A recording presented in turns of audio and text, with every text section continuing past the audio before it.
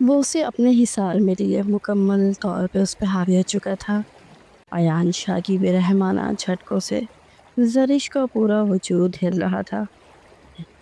Bed sheet کو اپنی مٹھیوں میں جکڑے وہ اپنے وجود کو سہارا دینے کی کوشش کر رہی تھی، جو ایان شاہ کی شدتوں کی وجہ سے اپنا توازن کھو رہا تھا۔ خدا کے لیے چھوڑ دیں مجھے پلیز۔ زرش کے اوسان اب اس کا ساتھ چھوڑ رہے تھے، مگر اس کو تو آج جیسے زرش پر اپنی مردانگی ثابت کرنی تھی۔ گلی کے سرے پر جہاں کبھی جلتے چراغوں سے روشنی ہوتی تھی، اب اداسی کا اندھیرا پھیلا ہوا تھا۔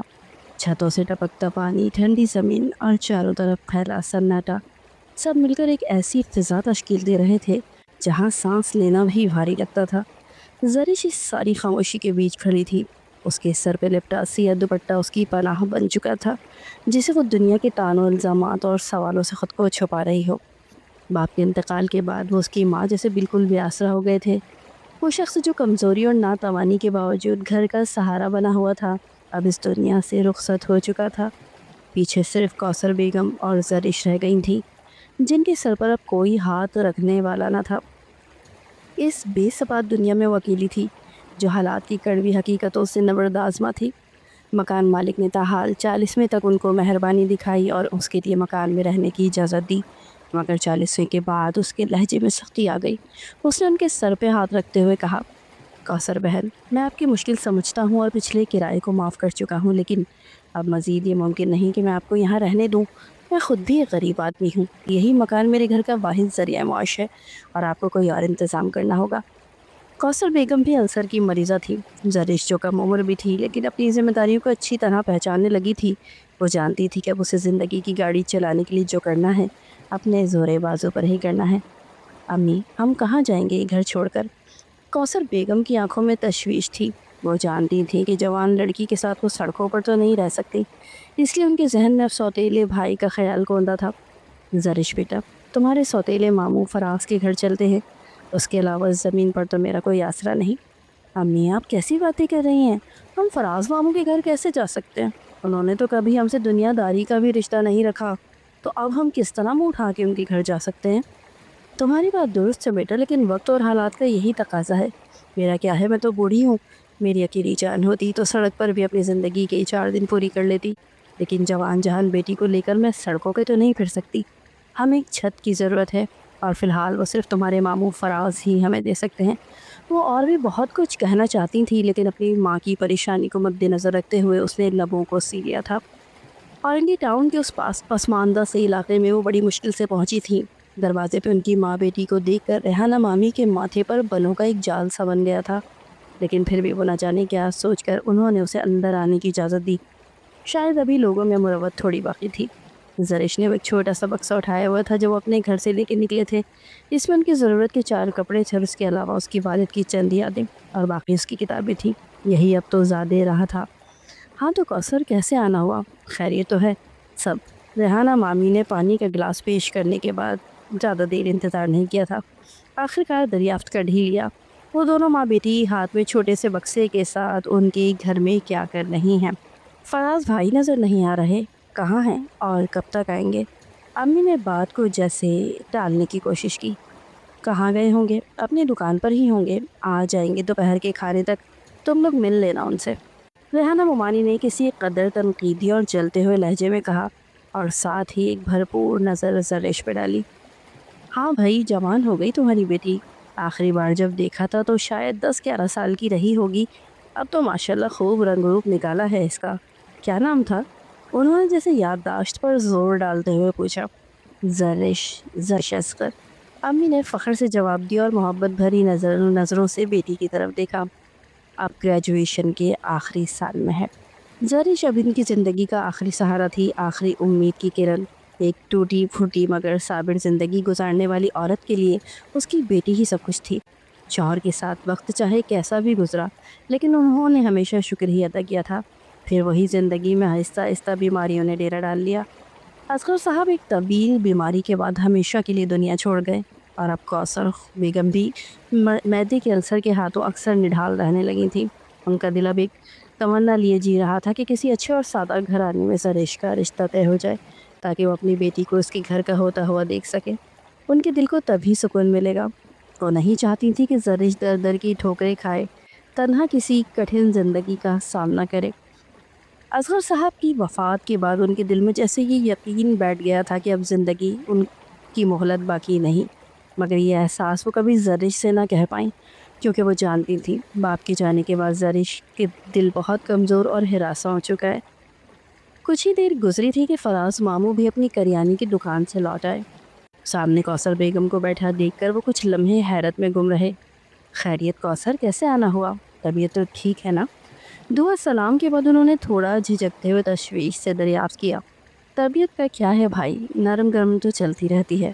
کوثر بیگم نے ہلکی سی مسکراہٹ کے ساتھ بات کا آغاز کیا، پھر جیسے ایک ہی سانس میں دل کا بوجھ اتارتے ہوئے بولی، اب تو لگتا ہے جیسے چل چلاؤ کا وقت آ گیا ہے۔ آپ تو جانتے ہی ہمارا گھر کرائے کا تھا، اصغر کے جانے کے بعد اب وہاں رہنا ممکن نہیں رہا۔ مالک مکان نے گھر خالی کروا لیا۔ شکر ہے کہ اس نے پچھلا کرایہ نہیں مانگا، اللہ اسے جزا دے، مگر عزت نفس بھی کوئی چیز ہوتی ہے بھائی۔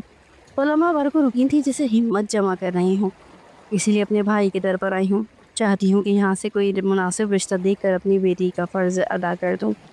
اس کے بعد میرا کیا ہے، جہاں بھی نصیب لے جائے گزارا کر لوں گی۔ یہ کہتے ہوئے ان کی آواز میں لرزش تھی، مگر لہجہ مضبوط، جیسے اگر الفاظ رک گئے تو آنسو بہہ نکلیں گے۔ زرش جو ان کے ساتھ خاموشی سے بیٹھی تھی، شرمندگی سے نظریں جھکائے جیسے زمین میں گڑی جا رہی تھی۔ اسے کبھی خیال بھی نہ آیا تھا کہ ایسا دن بھی دیکھنا پڑے گا جب ماں کو یوں کسی کے آگے بے بسی سے بات کرتے سننا پڑے گا۔ خودداری جیسی کچلتی جا رہی تھی۔ فراز ماموں نے گلا کھنکارا اور کچھ توقف کے بعد دھیمے مگر واضح لہجے میں بولے، ارے کوثر، کیسی باتیں کر رہی ہو؟ کچھ دن کے لیے تو منع نہیں کروں گا، مگر تم اچھی طرح جانتی ہو میں خود بھی ایک چھوٹا سا آدمی ہوں۔ ابھی فاطمہ کی شادی کی ہے، قرض لے کر ہی گزارا ہوا ہے۔ بیٹی داماد آتے ہیں تو خرچہ اور بھی بڑھ جاتا ہے۔ اب تم بیٹی اور ماں دو جانے آ جاؤ تو سوچو میں کیسے سب کچھ سنبھالوں گا۔ انکار تو تھا، مگر بڑے سلیقے سے لپیٹ کے پیش کیا گیا۔ زرش نے ماں کی آنکھوں میں آئی نمی کو دیکھتے جلدی سے بات سنبھالی، ماموں آپ فکر نہ کریں، میرے BA کا رزلٹ آنے والا ہے، انشاءاللہ پاس ہو جاؤں گی تو کوئی اچھی نوکری کر لوں گی، امی اور اپنا خرچہ اٹھا لوں گی، گھر کا کرایہ بھی آپ کو دے دیا کروں گی۔ زرش کی لہجے میں خود اعتمادی کے ساتھ ایک عزم بھی تھا، اور وہی عزم سن کر ریحانہ ممانی کی آنکھوں میں ایک چمک ابھری، جیسے وہ کسی نئے امکان کی جھلک دیکھ رہی ہوں، جبکہ کوثر بیگم کی آنکھوں میں الجھن اور بے چینی در آئی تھی۔ اچھا، تو کب تک آ جائے گا رزلٹ؟ اس بار سوال فراز ماموں سے پہلے ریحانہ مامی نے کیا تھا۔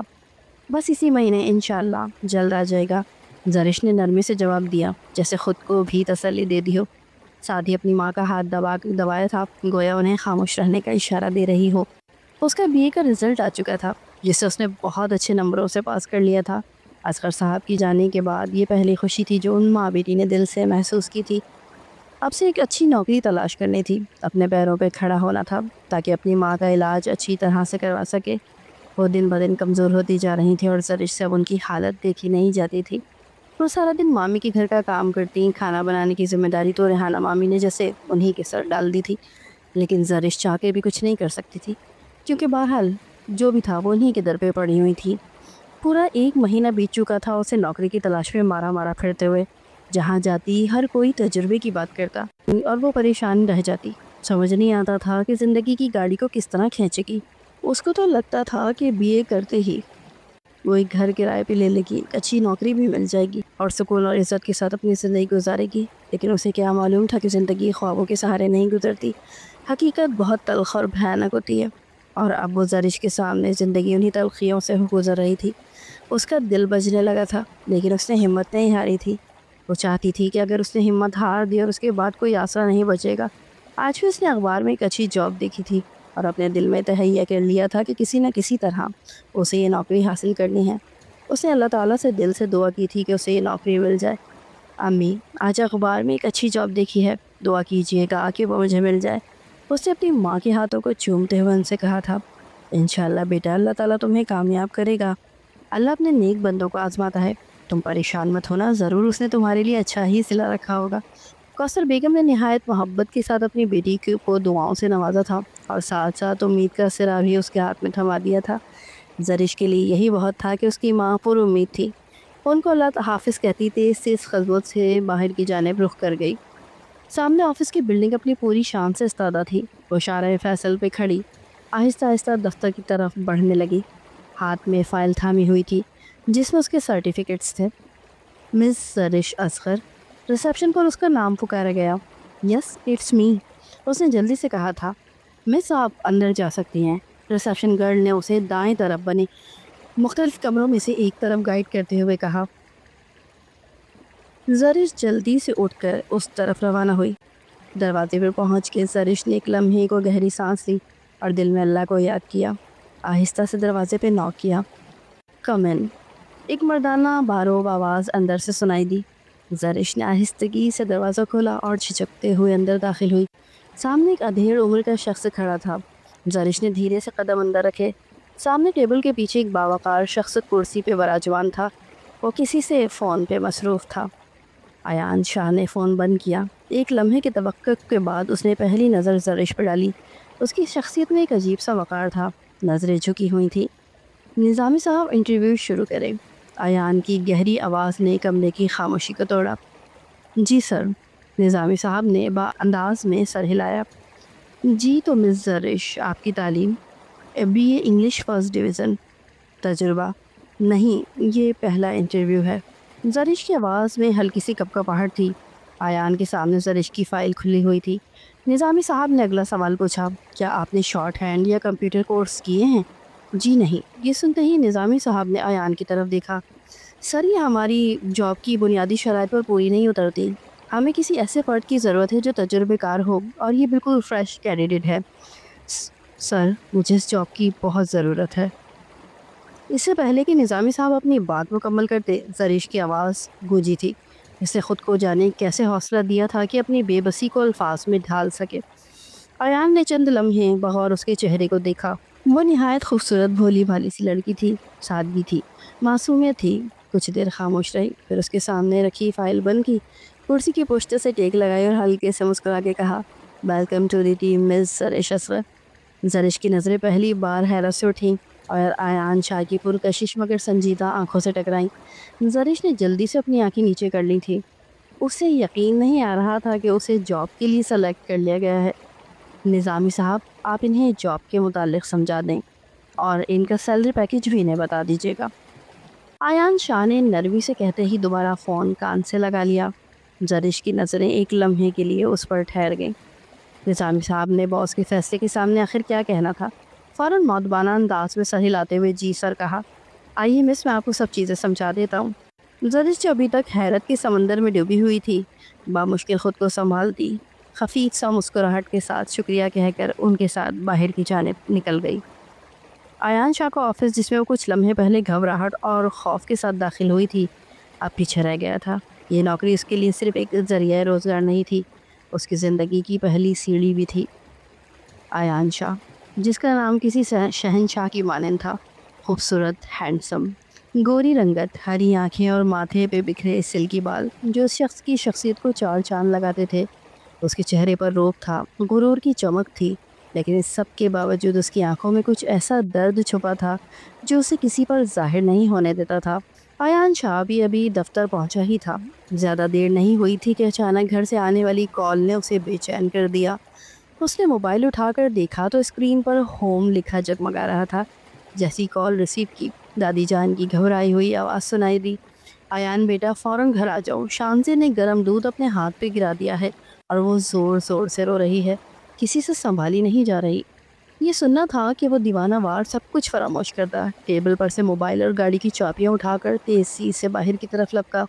آفس کے تمام اسٹاف نے اسے اجلت میں جاتے ہوئے حیرانی سے دیکھا تھا، مگر وہ کسی کی پرواہ کیے بغیر قدموں میں گھبراہٹ اور دل میں شانزے کی فکر لیے گھر کی طرف روانہ ہوا تھا۔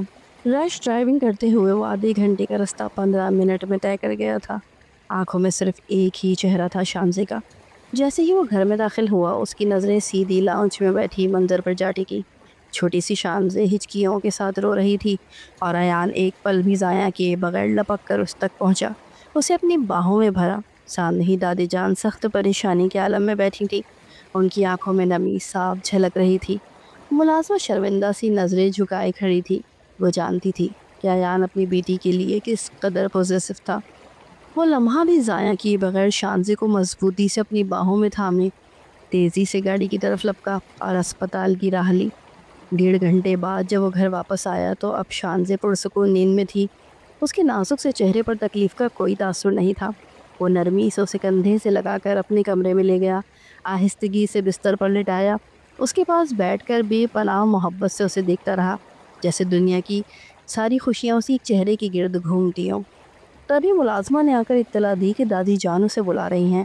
وہ شانزے کو نرمی سے کمفرٹر سے کور کرتا دادی جان کے کمرے کی طرف لپکا تھا۔ دادی جان، آپ نے بلایا، سب خیریت ہے؟ ہاں بیٹا، سب خیریت ہے۔ یہ بتاؤ شانزے کی طبیعت کیسی ہے؟ اللہ نے کرم کیا، دودھ زیادہ گرم نہیں تھا، اس کا ہاتھ زیادہ نہیں جلا، ایان نے اطمینان دلایا۔ دادی جان نے شکر ادا کیا اور پھر پرسوچ نظروں سے ایان کو دیکھنے لگی۔ کیا بات ہے دادی جان، آپ ایسے کیوں دیکھ رہی ہیں؟ بیٹا، کچھ دنوں سے سوچ رہی ہوں کہ اس گھر میں ایک عورت کی کمی شدت سے محسوس ہونے لگی ہے۔ شانزے کو ایک ماں کی ضرورت ہے، کوئی ایسی جو اس کو سمجھے، اسے سنبھالے۔ ایان جیسے سناٹے میں آ گیا۔ دادی جان، کیسی باتیں کر رہی ہیں آپ؟ شانزے کے لیے آپ بھی تو ہیں، ملازم بھی ہیں۔ پھر بیٹا، کوئی بھی ملازمہ ماں نہیں بن سکتی۔ شانزے بیٹی ہے اور بیٹیوں کو ماں کی گود چاہیے ہوتی ہے، ماں کا لمس، ماں کا پیار۔ میں چاہتی ہوں کہ تم دوسری شادی کر لو۔ یہ جملہ ایان کے دل پر بجلی بن کے گرا۔ وہ فوراً اپنی جگہ سے کھڑا ہوا تھا۔ دادی جان، آپ جانتی ہیں نا میں سونیا سے کتنی محبت کرتا تھا، وہ میری زندگی تھی۔ اس کے بغیر 3 سال گزر گئے، باقی بھی گزر جائیں گے۔ مجھے سب یاد ہے، یہ بھی کہ شانزے صرف 2 مہینے کی تھی جب سونیا چلی گئی، مگر اب وہ 3 سال کی ہو گئی ہے۔ جو بڑی ہوگی اسے صرف تحفظ نہیں بلکہ جذباتی سہارا بھی چاہیے ہوگا، ایک ماں جو اسے سینے سے لگائے، اسے تحفظ کا احساس دے۔ ایان دادی جان کی بات سنتے ہی جیسے بفر سا گیا۔ کیسی باتیں کر رہی ہیں دادی جان؟ آپ اچھی طرح جانتی ہیں ہمارے سرکل میں شادیاں نہیں بلکہ بزنس ڈیلنگز ہوتی ہیں۔ ایسی جگہ کون سی لڑکی ہے جو میری بیوی بننے سے زیادہ شانزے کی ماں بننے کا سوچے؟ یہاں پر ہر تعلق اپنی قیمت پر قائم ہے۔ اس نے جیسے تلخ حقیقت دادی جان کے سامنے رکھ دی تھی اور چاہا تھا کہ اسی لمحے موضوع ہمیشہ کے لیے بند ہو جائے، مگر دادی جان نے اس کی بات تحمل سے سنی، پھر نرمی اور قطعیت سے کہا تھا، تم سے کس نے کہا کہ تم اپنے سرکل میں لڑکی تلاش کرو ایان؟ ایان کا ماتھا شکن آلود ہو گیا۔ کیا مطلب ہے آپ کا؟ وہ چونک کی گویا ہوا۔ بیٹا، نظر اپنے برابر یا نیچے رکھو، کوئی سادہ سی شریف سی غریب لڑکی، گھر کی لڑکی دیکھو جو تمہاری پناہ کو نعمت سمجھے، تمہارے گھر کو اپنا گھر سمجھے اور شانزے کو اپنی اولاد جانے۔ ایسی لڑکی جس کے لیے شانزے کی ماں بننا فخر ہو، بوجھ نہیں۔ ایان جیسے سن ہو کر ساکت ہو گیا۔ اپنے دفتر میں ہی نگاہ دوڑاؤ، شاید کوئی ایسی مل جائے جو تمہیں اور شانزے دونوں کو زندگی کا نیا رنگ دے سکے۔ کیسی بات کر رہی ہیں دادی جان؟ میں دفتر کام کرنے جاتا ہوں، لڑکیاں دیکھنے نہیں۔ ایان ایک دم ہی بتکا۔ ارے تم سے یہ کس نے کہا کہ تم لڑکیاں دیکھنے جاؤ وہاں؟ میں صرف یہ کہہ رہی ہوں کہ بعض دفعہ جو نعمت ہمارے قریب ہوتی ہے ہم اسے پہچان نہیں پاتے۔ تم بات کو سمجھو، بات سے بات مت نکالو۔ دادی جان نے بات کو جیسے سمیٹتے ہوئے نرمی مگر ٹھوس انداز میں کہا۔ ایان اب خاموش تھا، جیسے ہر دلیل بے اثر ہو گئی ہو۔ وہ آہستہ قدموں سے کمرے سے باہر نکلا اور ساری رات دادی جان کے الفاظ اس کے ذہن میں گونجتے رہے۔ ماں، شانزے کو واقعی ماں کی ضرورت ہے۔ دفتر کا ماحول ہمیشہ کی طرح پرسکون اور پروفیشنل تھا، جب اچانک دروازہ زور سے کھلا اور ایک لرزتی ہوئی آواز فضا میں گونجی، سر، مجھے فوراً چھٹی چاہیے۔ زرش اصغر، وہ آواز باختہ تھی، آنکھوں میں آنسو، چہرے پہ گھبراہٹ، سانسیں تیز۔ ایان نے موبائل کی اسکرین سے نظریں ہٹا کر سرسری سا دیکھا اور پھر جیسے وقت وہیں رک گیا۔ اس کی نظریں زرش کے چہرے پہ جم گئی، خوبصورت، نازک، روتا ہوا چہرہ، لمبے بالوں کی بھیگی لٹیں، بے بس آنکھیں۔ بچی کی طرح سہمی ہوئی وہ لڑکی ایک لمحے میں اس کے دل کے کسی احساس کو چھو گئی۔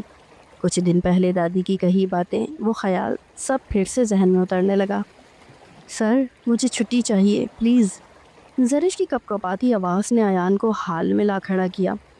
جی مس زرش، سب خیریت ہے؟ آپ اتنی پریشان کیوں ہیں؟ ایاز نے خود کو سنبھالتے ہوئے نرمی سے پوچھا۔ سر، میری امی کی طبیعت بہت خراب ہے، ہاسپٹل لے جانے والا کوئی نہیں ہے، مجھے جانا ہوگا۔ زرش کا ضبط بھی آنسوؤں کی صورت بہہ نکلا تھا۔ ایان کا دل جیسے موم ہو گیا، وہ چہرہ، وہ بے بسی۔ ٹھیک ہے، آپ چلی جائیں، کوئی مسئلہ نہیں۔ باقی آپ نظامی صاحب سے کہہ کے بھی جا سکتی تھی، اس کے لیے آپ کو اتنا فارمل ہونے کی ضرورت نہیں۔ سر میں نے سر ارشد صاحب سے بات کی تھی، نظامی صاحب آج نہیں آئے، لیکن ارشد صاحب نے کہا کہ آج میٹنگ ہے، مجھے جانے نہیں دیں گے، اس لیے میں آپ کے پاس آ گئی۔ وہ ایک ہی سانس میں سب بول گئی۔ اٹس اوکے، روبینہ آپ کی جگہ میٹنگ میں موجود ہوں گی، آپ فکر نہ کریں، آیا نے نرم لہجے میں کہا۔ Thank you sir. زرش تیزی سے دفتر سے باہر نکل گئی اور پیچھے ایان کو ایک بھاری سا لمحہ ساتھ چھوڑ گئی۔ ایان کا دل جیسے اچانک ہی ہر چیز سے اچاٹ ہو گیا تھا۔ اس نے چند لمحے بعد انٹرکام اٹھایا۔ ارشد صاحب میٹنگز کینسل کر دیں۔ وہ پھر گاڑی کی چابیاں اٹھاتا بے وجہ ہی آفس سے باہر نکل آیا تھا۔ گاڑی چلاتے ہوئے جیسے ہی اس نے گاڑی اسٹاپ کے پاس پہنچا، نظر بھی اختیار زرش پہ پڑی۔ وہ وہیں اسٹاپ پہ کھڑی تھی، پریشان الجھی ہوئی سی۔ ایان کے قدم خود بخود بریک پہ جا رکے۔ مس زرش، آپ ابھی تک گئی نہیں؟ زرش نے کچھ جھجکتے ہوئے نظریں چرائیں۔ جی سر، وہ مجھے ابھی تک بس نہیں ملی، بس کا انتظار کر رہی ہوں۔ اس کی آواز میں شرمندگی تھی اور آنکھوں میں سرخی۔ زرش نے بے اختیار اپنی آنکھوں کو رگڑا، شاید آنسو چھپانے کی کوشش کر رہی تھی۔ ایان کا دل بے ساختہ پگھل سا گیا۔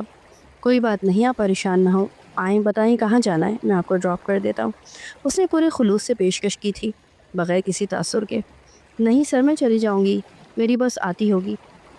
زرش نے نظریں جھکائیں۔ مس زرش، آپ خود کہہ رہی تھی کہ آپ کی والدہ کی طبیعت بہت خراب ہے اور آپ کو فوراً پہنچنا ہے، آئے میں چھوڑ دیتا ہوں۔ زرش نے ایک لمحے کو اس کی طرف دیکھا، پھر تیزی سے گاڑی کا دروازہ کھولا اور بیٹھ گئی۔ باقی کا سارا راستہ خاموشی سے گزرا تھا۔ ایان نے خاموشی سے زرش کے بتائے ہوئے ایڈریس پہ گاڑی روکی۔ یہیں روکیں سر، بس یہاں سے میں چلی جاؤں گی، بہت شکریہ، زرش نے دھیرے لہجے میں کہا اور گاڑی سے نکلنے ہی لگی تھی جب ایان شاہ کی گہری آواز اس کے کانوں سے ٹکرائی۔ زرش، اگر آپ چاہیں تو میں آپ کی والدہ کو ہاسپٹل لے جانے میں مدد کر سکتا ہوں۔ وہ بے حد اجلت کا شکار تھی، انہیں انکار نہیں کر سکی۔ جی ٹھیک ہے، کہتی ہوئی گاڑی سے اتر کر تیزی سے آگے بڑھ گئی تھی۔ ایان نے گاڑی لاک کی اور اس کے پیچھے پیچھے ایک تنگ گلی میں داخل ہوا، جہاں دیواروں سے سیلن اور غربت ٹپک رہی تھی۔ ابھی وہ اندر داخل ہی ہوئے تھے کہ ایک خران سی آواز زرش کے وجود پہ بجلی کی طرح گری۔ کہاں مر گئی تھی تم؟ ماں کو ہمارے سر پہ چھوڑ کے خود آوارہ گردی کرتی پھرتی ہو کام کے نام پر۔ ریحانہ مامی کی کڑکدار آواز ایان کے کو دروازے سے ہی صاف سنائی دی۔ زرش نے فوراً ہاتھ جوڑے۔ مامی پلیز پلیز بس کریں، امی کی طبیعت بہت خراب ہے، مجھے ہاسپٹل لے کے جانا ہے۔ اب آئی ہو تم، مر بھی جاتی تو ہمیں سنبھالنا پڑتا۔ باہر کھڑے ایان کے ماتھے پر بے ساختہ بل پڑے تھے۔ اللہ نہ کرے مامی، کیسی باتیں کر رہی ہیں؟ زرش کی روتی ہوئی آواز ایان کے کانوں میں پڑی تھی۔ تبھی ایان نے دروازے پہ ہلکی سی دستک دی اور اگلے ہی لمحے وہ اندر داخل ہوا۔ زرش اپنی ماں کے پاس جھکی ہوئی تھی۔ امی امی آنکھیں کھولیں، امی میری بات سنیں۔ اس کی آواز کانپ رہی تھی، آنکھوں سے آنسو تھمتے ہی نہیں تھے۔ جیسے ہی وہ کمرے میں آیا، وہاں کی شور میں خاموشی در آئی۔ ایان شاہ کی پرسنالٹی ہی ایسی تھی، اونچا قد، مضبوط جسم، گہری سبز آنکھیں اور اس پر اس کی خاندانی عمارت کی چھاپ۔ ریحانہ مامی اور فراز ماموں جیسے ساکت ہو کے رہ گئے تھے۔ ایان نے ایک نظر کوثر بیگم پہ ڈالی جو بے ہوشی کی حالت میں نیم دراز تھیں اور چارپائی کے نیچے خون کی الٹی ان کی طبیعت کی سنگینی کا پتہ دے رہی تھی۔ اس نے بغیر کچھ کہے کوثر بیگم کا نحیف وجود اپنے کثرتی بازو میں اٹھا لیا۔ زرش بے اختیار پیچھے لپکی۔ ایان نے اسے ایک نظر دیکھا اور صرف سر سے اشارہ کیا تھا، چلیں۔ باقی کچھ کہنے کی گنجائش نہیں رہی تھی۔ ایان لمبے لمبے قدموں سے اس چھوٹے بوسیدہ سے گھر سے باہر نکل آیا تھا۔ زرش اس کے پیچھے بھاگی اور پیچھے فراز ماموں اور ریحانہ مامی کا منہ کھلا کا کھلا رہ گیا تھا۔ گاڑی تیز رفتاری کے ساتھ ہاسپٹل کی طرف رواں دواں تھی۔ زرش مسلسل اپنی ماں کے سر اپنی گود میں رکھے زاروں قطار رو رہی تھی۔ شہر کے مشہور اور مہنگے ہاسپٹل کے سامنے اس نے گاڑی کو بریک لگایا تھا۔ ایمرجنسی میں گاڑی داخل ہوتے ہی کوثر بیگم کے نحیف وجود کو اسٹریچر پہ ڈال کے آپریشن تھیٹر میں لے جایا گیا تھا۔ ان کا السر کا مرض بہت پرانا تھا، ٹھیک سے علاج نہ ہونے کی وجہ سے ان کی بڑی آنت کا منہ کھل گیا تھا، جس کی وجہ سے ان کا فوری آپریشن کرنا ضروری تھا۔ ایان نے ہی تمام فارمیلٹیز پوری کی تھی۔ زرش کو کچھ ہوش نہیں تھا کہ پیسوں کا انتظام کیسے ہوا۔ وہ تو صرف بلک بلک کے اپنی ماں کی زندگی کی دعائیں کر رہی تھی۔ یا اللہ میری ماں کو بچا لینا، میرے پاس اور کچھ نہیں ہے، میری ماں ہی میرا کل سرمایہ ہے، وہ دل ہی دل میں اپنے رب سے فریاد کر رہی تھی۔ ایان شاہ خاموشی سے ایک لمحے کے ساتھ اس کے قریب کھڑا رہا، پھر دھیرے سے اس کے پاس بیٹھا۔ آپ کی والدہ انشاءاللہ ٹھیک ہو جائیں گی، یہاں کے ڈاکٹرز بہت قابل ہیں، آپ پریشان نہ ہوں، انشاءاللہ آپ کی والدہ کو کچھ نہیں ہوگا۔ زرش نے نم آنکھوں سے اس کی طرف دیکھا۔ میں نے کبھی کسی سے کچھ نہیں مانگا سر، میرے پاس میری ماں کے علاوہ اور کچھ نہیں ہے، بس میری ماں بچ جائے۔ وہ ایک دم ہی بکھرتی چلی گئی تھی۔ ایان کے دل میں کوئی نرم گوشہ جیسے دھڑکنے لگا۔ وہ صرف اپنی بیٹی شانزے کی فکر کرتا تھا، آج کسی اور کی ممتا کی جنگ دیکھ رہا تھا، اور شاید بے خبری میں ہی صحیح اس کا دل زرش کے دکھ سے بننے لگا تھا۔ نہ جانے کتنے گھنٹے گزر گئے تھے، لیکن اللہ نے زرش کی دعائیں سن لی تھیں۔ کوثر بیگم کا آپریشن کامیاب ہو گیا تھا۔ ڈاکٹر نے بتایا کہ اب وہ خطرے سے باہر ہیں۔ اس سارے وقت میں ایان شاہ ایک لمحے کے لیے بھی اسپتال سے گھر نہیں گیا تھا۔ زرش کا تو جیسے رواں رواں اپنے رب کے بعد ایان کا شکر گزار تھا۔ ہسپتال میں داخل ہوئے اس کی ماں کو آج چوتھا دن تھا۔ ایان نے زرش سے کہہ دیا تھا کہ جب تک اس کی طبیعت ٹھیک نہیں ہوتی اسے آفس آنے کی کوئی ضرورت نہیں ہے۔ خود بھی وہ روزانہ اسپتال آ کر کوثر بیگم کی خیریت معلوم کر رہا تھا۔ اس وقت بھی وہ آفس سے فارغ ہو کر کوثر بیگم کے پاس بیٹھا تھا۔ زرش عصر کی نماز پڑھ رہی تھی اور کوثر بیگم اسے دعاؤں سے نواز رہی تھی۔ اگر تم نہ ہوتے بیٹا تو نہ جانے کیا ہوتا، ہم اتنے مہنگے اسپتال کا خرچہ نہیں اٹھا سکتے۔ تمہارا بے حد شکریہ کہ تم نے تمام امور کا بوجھ اپنے کندھوں پر اٹھایا ہے، ورنہ میری معصوم سی بچی یہ سب کہاں سے کرتی۔ کوثر بیگم نے فکر مندی سے گہری سانس لی تھی۔ آنٹی، آپ اپنے ذہن پر زیادہ بوجھ مت ڈالیں، یہ سمجھ لیں کہ اللہ تعالیٰ نے مجھے اس نیکی کا وسیلہ بنا دیا۔ یہ تو تمہارا بڑا پن ہے میرے بچے، یقیناً تم کسی شریف باپ کی اولاد ہو، ورنہ اس زمانے میں بنا مطلب کہ کوئی کسی کے لیے کچھ نہیں کرتا۔ تم نے میری بیٹی کو اپنے آفس میں بنا تجربے کے جاب دی، میں اس کے لیے بھی بے حد شکر گزار ہوں۔ اصل میں وہ اپنے باپ کی اچانک موت نے میری بچی کو بوکھلا دیا تھا۔ ابھی تو اس نے زندگی کا کوئی سکھ بھی نہیں دیکھا تھا کہ اس یتیمی کی دھوپ جھیلنا پڑ گئی۔ میری بچی نے بہت دکھ دیکھے ہیں، بس اب یہی دعا ہے کہ کوئی نیک رشتہ مل جائے۔ کوثر بیگم کی آنکھوں سے آنسوں کی لڑیاں بہہ رہی تھیں۔ ایان شاہ کے ساتھ ان کے دکھ کو محسوس کر رہا تھا۔ پھر نہ جانے کہ اس جذبے کے تحت اس نے ان کی جھریوں والے ہاتھ تھام لیے۔ آنٹی، اگر آپ مناسب سمجھیں تو میں زرش سے نکاح کرنا چاہتا ہوں۔ یہ الفاظ جیسے اس کی دل کی گہرائیوں سے نکلے تھے۔ بغیر کسی منصوبے کے وہ خود بھی چند لمحے ساکت ہو گیا تھا، جیسے خود ہی اپنی بات پہ یقین نہ آیا ہو۔ میں شادی شدہ ہوں، میری بیوی کا انتقال ہو چکا ہے 3 سال پہلے۔ اس کی آواز میں اداسی کی ایک پرانی پرچھائی جھلک رہی تھی۔ میرے ساتھ میری دادی جان ہے اور 3 سالہ بیٹی۔ اس نے سچائی کو چھپانے کی کوشش نہیں کی۔ یہ کوئی جذباتی لمحہ نہیں تھا، ایک ضرورت تھی، ایک معصوم بچی کے لیے ماں کی طلب، ایک عورت کے لیے چھت اور عزت کی ضمانت۔ اور کوثر بیگم کی تو جیسے دل کی مراد پوری ہو گئی تھی۔ ایان شاہ کی شرافت کی تو وہ دل سے متعارف تھی۔ ان کو تو ایسا لگ رہا تھا جیسے کوئی فرشتہ ان کی زندگی میں آ گیا ہو۔ انہوں نے فوراً ہی ہاں کر دی۔ کوثر بیگم کی آنکھوں میں نمی اور چہرے پر سکون پھیل چکا تھا۔ بیٹا، مجھے کیا اعتراض ہو سکتا ہے؟ تم جیسے نیک انسان کو اگر میری بیٹی کا نصیب بننا ہے تو یہ تو میرے رب کا احسان ہے۔ اور پھر بغیر کسی ہنگامے اور شور شرابے کے اگلے ہی دن زرش ایان شاہ ہو گئی تھی۔ ایک سادہ سا نکاح، چند گواہ، اور زرش کے کانوں میں ایان شاہ کا نام پکارا گیا تو اس کی پلکیں لرزیں، دل کانپا اور لبوں پر بے اختیار ایک دعا ٹھہر گئی۔ یا اللہ، اگر یہ تیرا فیصلہ ہے تو مجھے قبول ہے۔ وہ سفید دوپٹے میں لپٹی بے حد سادہ مگر بے حد حسین لگ رہی تھی۔ نہ مہندی کی خوشبو تھی، نہ گہنے کی چمک۔ ایان شاہ کے ساتھ وہ فرنٹ سیٹ پہ بیٹھی اپنی انگلیوں کو مروڑ رہی تھی۔ ایان شاہ کی نظروں سے اس کا یہ اضطراب پوشیدہ نہیں تھا۔ کوثر بیگم نے زرش کو ایان کی سابقہ زندگی کے بارے میں سب کچھ بتا دیا تھا، ایان کی بیٹی، اس کی پہلی بیوی، سب۔ اور زرش کو کوئی اعتراض نہ تھا، کیونکہ یہ شادی کسی خواب کی تعبیر نہیں تھی بلکہ ایک ذمہ داری تھی، شانزے کی خاطر، اپنی ماں کی خوشی کی خاطر۔ سرد ہوائیں آہستہ آہستہ درختوں کو چھو رہی تھیں، جیسے فطرت بھی جانتی تھی کہ آج کچھ خاص ہوا ہے۔ جب گاڑی ایان شاہ کے شاندار بنگلے شاہ ولا کے پورچ میں رکی تو زرش کے ہاتھ بھی اختیار کانپنے لگے۔ سفید دوپٹہ اس کے سر پہ ہلکا سا ٹکا تھا، اس کے دل میں ایک ہلچل سی مچ رہی تھی۔ ایان نے بغیر کچھ کہے اسے اندر آنے کا اشارہ کیا اور خود آگے بڑھ گیا۔ بنگلے کی مہنگی چیزیں، فانوس اور سجاوٹ، سب کچھ مکمل تھا، مگر وہ سب کچھ ادھورا سا محسوس ہو رہا تھا، جیسے محبت کی کمی ہو۔ دادی جان نے اس کا پرجوش استقبال کیا تھا، اس کے ماتھے کو چوم کر اسے ڈھیروں دعاؤں سے نوازا تھا۔ اس کے بعد ملازمہ اسے لے کر ایان کے کمرے میں پہنچا دیا گیا تھا۔ وہ ایان کے وسیع اور اس کمرے میں اس کے جہازی سائز بیڈ کے کنارے پہ بیٹھی تھی اور الجھن میں اپنی انگلیاں مسلسل مروڑ رہی تھی۔ اس کے دل کی دھڑکن جیسے تیز ہو گئی تھی۔ ماحول میں عجیب سا سکوت تھا۔ تبھی دروازہ آہستگی سے کھلا اور ایان خاموش قدموں سے اندر داخل ہوا۔ وہ دھیرے دھیرے چلتا ہوا بیڈ کے قریب آیا اور اس کے مقابل بیٹھ گیا۔ زرش بے اختیار تھوڑا سا پیچھے سے مٹ گئی، جیسے خود بھی اس نئی رشتے کی حقیقت کو پوری طرح قبول نہ کر پائی ہو۔ ایان نے نرم لہجے میں بات کا آغاز کیا۔ مس زرش، میں جانتا ہوں کہ یہ شادی بہت اچانک ہوئی ہے۔ شاید آپ کی طرح میں بھی ابھی ذہنی طور پر اس کے لیے تیار نہیں ہوں، لیکن بعض اوقات زندگی ہمیں ایسے موڑ پر لے آتی ہے جہاں فیصلہ دل سے نہیں، حالات کے تحت لیے جاتے ہیں۔ وہ تھوڑا سا رکا، جیسے الفاظ کا چناؤ کر رہا ہو۔ آپ اس گھر میں ایک بیوی سے زیادہ شانزے کی ماں کی حیثیت سے لائی گئی ہیں۔ میں بس یہ امید کرتا ہوں کہ آپ اس ذمہ داری کو کبھی نظر انداز نہیں کریں گی۔ زرش خاموش رہی، نظریں جھکائے بس اس کے لہجے کی سنجیدگی محسوس کر رہی تھی۔ باقی میں آپ سے وعدہ کرتا ہوں کہ اس گھر میں کبھی آپ کو کوئی تکلیف نہیں ہوگی۔ آپ یہاں پورے حق کے ساتھ رہ سکتی ہیں۔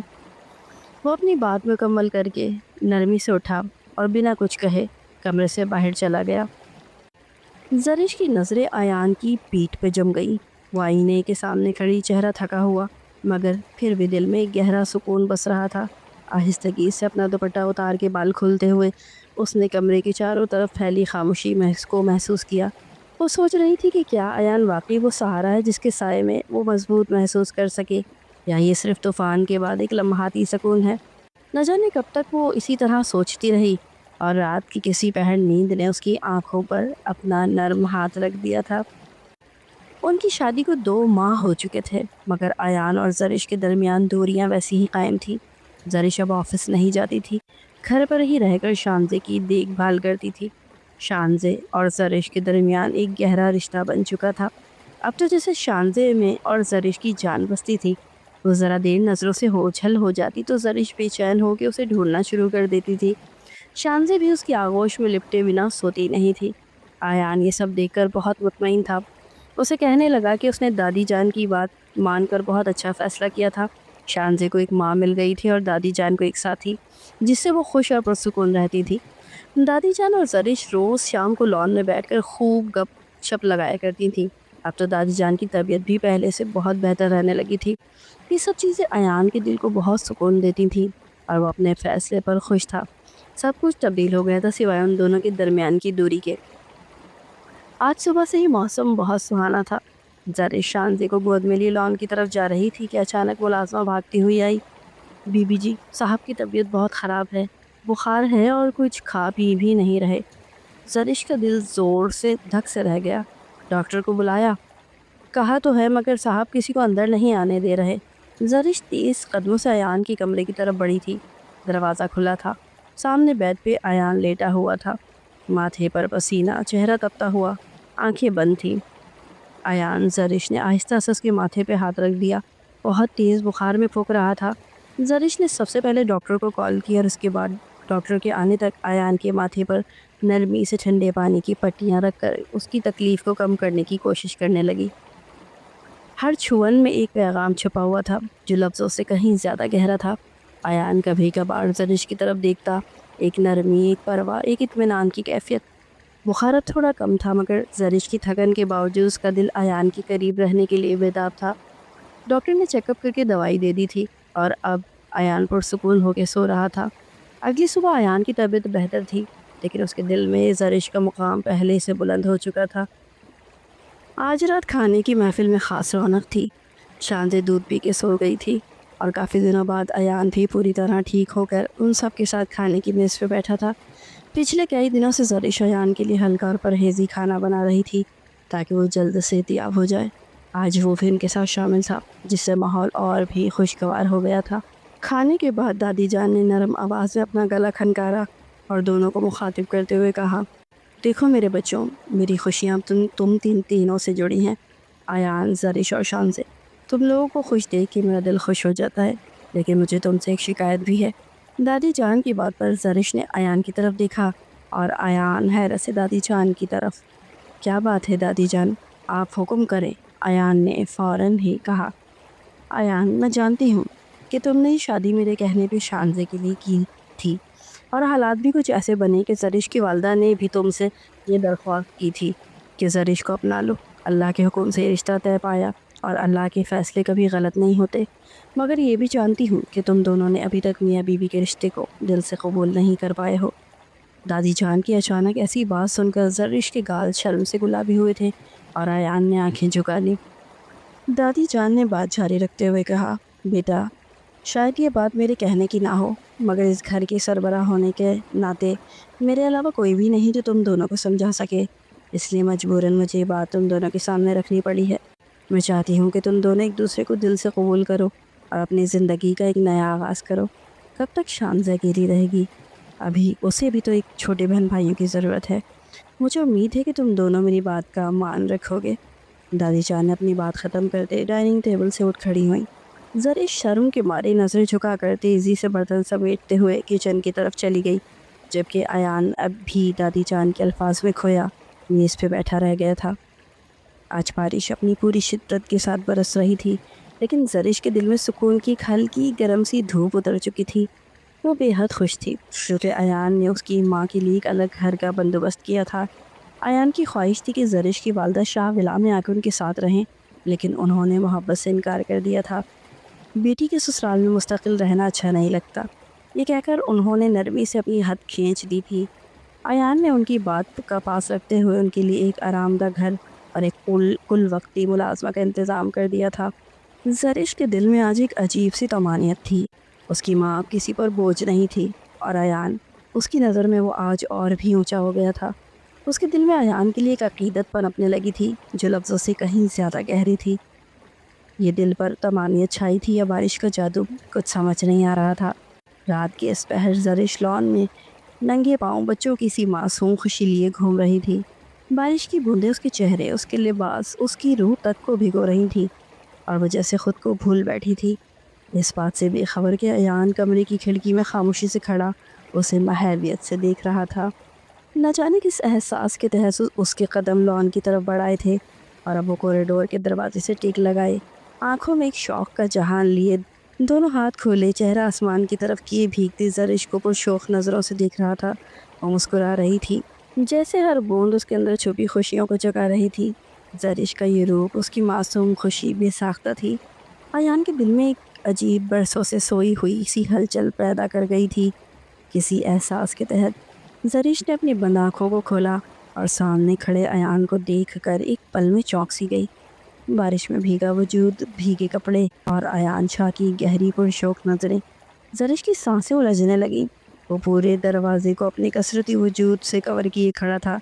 زرش نے گھبرا کے اپنے لباس کو درست کرنے کی کوشش کی، نظریں جھکائے ایان کے برابر سے گزرنے کے لیے قدم بڑھائے ہی تھے کہ ایان نے نرمی سے اس کا بازو تھام کر اسے اپنی جانب کھینچ لیا۔ زرش چونک گئی۔ ایان، اس نے بے ساختگی سے ایان کا نام لیا تھا، مگر الفاظ جیسے اس کے لبوں کا رستہ بھول گئے تھے۔ آج ایان کے چہرے پر عجیب ہی رنگ تھے جو زرش کے پورے وجود کو کپ کپ آ گئے تھے۔ اس لمحے ایان نے اس پر اپنا مکمل حق جتاتے ہوئے اچانک اس کو اپنے مزید قریب کیا تھا۔ وہ بھیگی ہوئی بہت خوبصورت لگ رہی تھی۔ گیلے کپڑوں سے جھلکتا اس کا معصوم حسن ایان کو پاگل کرنے لگا تھا۔ اس کے سوئے ہوئے تمام جذبات جاگ چکے تھے، اور جذبات سے مغلوب ہو کے جھکتے ہوئے زرش کے نازک لبوں کو اپنے لبوں کی گرفت میں لینے ہی والا تھا کہ تبھی زرش بے ساختہ پیچھے کی طرف جھکتے ہوئے منمنائی تھی، مجھے جانے دے ایان، وہ شانزے کہیں اٹھ کے رو نہ رہی ہو۔ اس نے بامشکل اپنا جملہ مکمل کیا تھا، لہجہ شرمیلا سا تھا اور آنکھیں شرم سے زمین میں گڑی جا رہی تھیں۔ ایان کے لبوں پر ایک شرارتی مسکراہٹ پھیل گئی اور وہ قریب ہوا اور دھیرے سے بولا، ہر وقت شانزے کا ہی خیال رہتا ہے تمہیں؟ کبھی شانزے کے بابا کے بارے میں بھی سوچ لیا کرو مسز زرش ایان۔ زرش کے گال پل بھر میں سرخ ہو گئے، وہ نظریں چرا کر پیچھے ہٹنے لگی، لیکن ایان آہستگی سے اس کے چہرے پر بھیگے بال ہٹائے۔ آپ صرف شانزے کی ماں نہیں ہو، میری بیوی بھی ہو، اور اس ناطے میرے کچھ حقوق ہیں آپ پر۔ زرش کی دل کی دھڑکنیں تیز ہو چکی تھیں۔ جھجکتے ہوئے اس نے ایان کی طرف دیکھا، اور اس کی نگاہوں میں چھپی چاہت نے اس کے وجود کو ایک نرم سی کپکپی دی تھی۔ ایان نے نرمی سے زرش کی ٹھوڑی کو چھوا، اسے خود کی طرف متوجہ کیا۔ بارش اب ہلکی ہو چکی تھی، لیکن ان دونوں کے درمیان جو موسم تھا وہ صرف شدت میں بڑھ رہا تھا۔ زرش، ہمیں دادی جان کی بات کا بھی تو احترام کرنا ہے نا، شانزے کے چھوٹے بہن بھائی بھی تو اس دنیا میں لانے ہیں، ایان نے جذبات سے چور سرگوشیانہ لہجے میں کہتے اس کے گالوں پر ایک معصوم سی شرارت کی تھی۔ وہ شرم سے دوہری ہوتی ہوئی بھاگنے لگی تھی، کہ ایان نے اس کے ارادے کو بھانپتے ہوئے اسے کھینچ کے زور سے اپنی باہوں میں اٹھا لیا تھا، اس بات سے بے پرواہ کہ وہ مکمل طور پہ بھیگی ہوئی تھی۔ کوئی جائے فرار نہ پاتے ہوئے زرش نے شرم سے اپنا چہرہ ایان کے سینے میں چھپا لیا۔ وہ اسی طرح اسے اپنی باہوں میں اٹھائے اپنے کمرے تک لایا تھا اور کبٹ سے اس کو ایک خوبصورت اور سیکسی سی نائٹی نکال کے دی تھی۔ زرش نائٹی کو دیکھتے ہوئے نفی میں سر ہلاتی دروازے کی طرف دوڑی تھی کہ تبھی پیچھے سے ایان نے اس کی کلائی تھامی تھی۔ اگر خود سے نہیں پہنو گی تو پھر مجھے چینج کروانا پڑے گا، یا اگر چاہو تو اس کی بھی کوئی ضرورت نہیں ہے۔ ایان یہ کہتے اس کی طرف بڑھا اور ایان کے ارادے بھانپتے ہوئے اس نے جلدی سے وہ نائٹی تھام لی تھی اور واش روم کا رخ کیا تھا۔ اس گہرے گلے والی نائٹی میں زرش کے جسم کی رعنائیاں مکمل طور پہ جھلک رہی تھیں، جسے اس نے اپنے لمبے گھنیرے بالوں سے چھپانے کی کوشش کی تھی، مگر ایان کی پرشوق نظریں زرش کے جسم کے آر پار ہو رہی تھیں۔ اس نے آگے بڑھ کے زرش کے نازک وجود کو اپنی باہوں میں اٹھا کے بستر پہ لٹایا تھا اور خود اپنے وجود کے ساتھ مکمل اس پر سایہ فگن ہو گیا تھا۔ اس کے لبوں کو اپنے لبوں سے چھوتا جانے کتنی ہی دیر وہ خود کو سیراب کرتا رہا تھا۔ اب اس کا اگلا ہدف زرش کے جسم کے نشیب و فراز تھے، جن پر وہ اب مکمل اپنا حق ظاہر کر رہا تھا۔ زرش بھی آنکھیں بند کیے اب اس کی محبت کے سحر میں مکمل طور پہ گم ہو چکی تھی۔ ایان اب دھیرے دھیرے احتیاط کے ساتھ اس کے کنوارے وجود کی گہرائیوں میں اترنے لگا تھا۔ زرش نے میٹھے میٹھے درد کی شدت سے ایک سسکاری بھری تھی۔ ایان نے مضبوطی سے اس کے ہاتھ تھام کر اپنے وجود کو زرش کے وجود میں ضم کیا تھا۔ وہ اسے اپنے حصار میں لیے مکمل طور پر اس پر حاوی ہو چکا تھا۔ ایان شاہ کی بے رحمانہ جھٹکوں سے زرش کا پورا وجود ہل ہل کے بے حال ہو رہا تھا۔ وہ بیڈ شیٹ کو اپنی مٹھیوں میں جکڑے اپنے وجود کو سہارا دینے کی کوشش کر رہی تھی اور ایان شاہ کی شدتوں کی وجہ سے اپنا توازن کھو چکا تھا۔ ایان پلیز بس کریں۔ زرش کی آنسوؤں سے تر آواز اور میٹھی میٹھی سسکاریاں ایان کی جذبوں کو اور بھڑکا رہی تھیں۔ بس میری جان، ہو گیا، بس تھوڑا سا اور برداشت کر لو۔ 3 سالوں کا لاوا جیسے آج نکلنے کو بےتاب تھا۔ کچھ لمحوں بعد جیسے برسوں کی تھکن اور تنہائی کا اختتام ہو چکا تھا، اس لمحے وہ صرف میاں بیوی نہیں بلکہ ایک مکمل زندگی کے ہم سفر بن چکے تھے۔ بارش تھم چکی تھی، فضا میں ایک سکون، ایک دعا، ایک نیا آغاز تیر رہا تھا۔ کہانی مکمل ہوئی، لیکن محبت کا سفر اب شروع ہوا تھا۔